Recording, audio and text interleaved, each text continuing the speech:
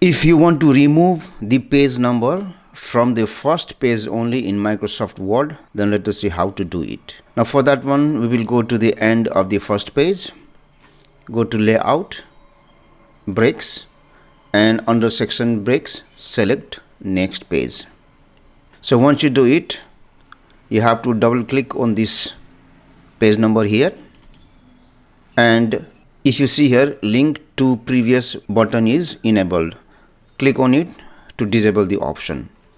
Now once you do it, you can go to first page number and then delete it. And if I double click outside, you can see the page number on the first page is deleted. But if you see, page number on the second page is from 2. If you want to start it from 1, double click it again and click to select it. Go to insert, page number, format page numbers, and select start at 1 and then OK.